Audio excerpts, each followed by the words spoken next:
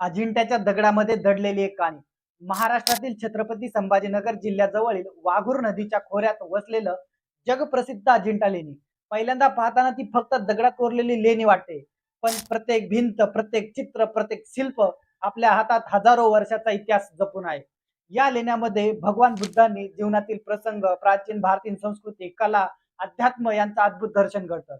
पण या लेण्यामध्ये चित्रकला जगासमोर पोहोचण्यासाठी एका परदेशी कलाकाराने आपलं संपूर्ण आयुष्य खर्च केलं आणि त्या कलाकाराची ही कहाणी आजही लोकांना भावुक करते. नमस्कार, मी आकाश पाटील आणि तुम्ही पाहतात महाइन्फो.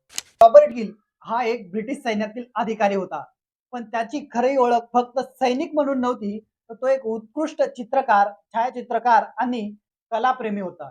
भारतामध्ये सेवा करत असताना त्याला अजिंठा लेण्यामधील चित्रांची पूर्णाकृती तयार करण्याची जबाबदारी मिळाली.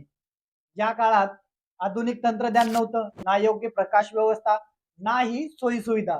तरीही रॉबर्ट गिलने दिवस रात्र मेहनत करून तो लेण्यामध्ये भिंतीवरील प्रत्येक रंग, प्रत्येक रेषा, प्रत्येक भाव खरोखर उतरवत होता.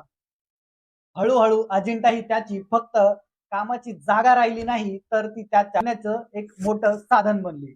भारतामध्ये राहताना रॉबर्ट गिल भारतीय संस्कृती, निसर्ग, इथल्या लोकांशी जोडला गेला आणि इथली भाषा समजत नव्हती, पण इथल्या भावना समजत होत्या.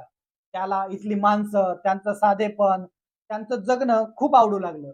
अजिंठाच्या डोंगरामध्ये, गावामध्ये आणि निरागस त्याला एक वेगळंच समाधान मिळत होतं. याच काळात रॉबर्टच्या आयुष्यात पारू आली. पारू अजिंठा परिसरातील साधी, निरागस आणि आदिवासी समाजातील एक मुलगी. रॉबर्ट आणि पारू यांची पहिली भेट कदाचित साधी होती, पण त्या भेटीने पुढे रॉबर्टचं पूर्ण आयुष्य बदलून टाकलं. भाषा वेगळी होती, संस्कृती वेगळी होती, जगण्याची पद्धतही वेगळी होती. पण हळूहळू भावनिक संवाद वाढला आणि त्या ओळखीचं रूपांतर, त्या भावनांचं रूपांतर प्रेमात झालं. पारू रॉबर्टच्या आयुष्यात फक्त एक प्रेमिका नव्हती, तर ती त्याच्या कलेची प्रेरणा बनली होती. तो जेव्हा चित्र काढायचा, तेव्हा त्या रंगामध्ये त्याला पारू दिसायची. काही कथानुसार रॉबर्ट आपल्या अनेक चित्रामध्ये पारूचं सौंदर्य टिपत असे. त्याच्या नजरेत अजिंठ्याचं सौंदर्य होतं, पण त्याच्या मनामध्ये पारूचं प्रेमही होतं. त्याच्या या जीवनात, त्याच्या एकटेपणात त्याच्या जगण्याचा आधार बनली होती. पण प्रत्येक प्रेमकथेचा शेवट सुंदर होतो असं नाही. रॉबर्टने आपली चित्रे लंडनला घेऊन गेला असता, इकडे भारतामध्ये पारूचा मृत्यू झाला आणि पारू अचानक रॉबर्टच्या आयुष्यातून कायमची दूर गेली. ही घटना रॉबर्टसाठी खूप धक्कादायक होती. तो आतून तुटून गेला. त्याचं रंगामध्ये जीवन होतं, पण तीच रंग आता त्याला वेदनादायक दिसू लागली. पारू गेल्यानंतर रॉबर्टने स्वतःला पुन्हा कलेमध्ये झोकून दिलं. तो अजून जास्त वेळ अजिंठा लेण्यामध्ये घालवू लागला. जणू प्रत्येक चित्रात, प्रत्येक दगडात तो पारूला शोधत होता. रॉबर्ट गिलने अनेक वर्ष मेहनत करून अजिंठा लेण्याची चित्र तयार केली आणि ती इंग्लंडला पाठवली.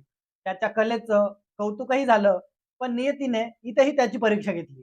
लंडनमध्ये ज्या बिल्डिंगमध्ये चित्र ठेवली होती, त्या बिल्डिंगला अचानक आग लागली आणि त्या आगीमध्ये सर्व चित्र जळून राख झाली. वर्षानुवर्षानु मेहनत काही क्षणात संपली. इतकं सगळं गमूनही रॉबर्ट गिल थांबला नाही. तो पुन्हा काम करू लागला, पुन्हा रंगामध्ये जगत राहिला आणि आज अजिंठा लेण्या पाहताना तिथल्या चित्रासोबत रॉबर्ट गिलचं नावही आदराने घेतलं जातं.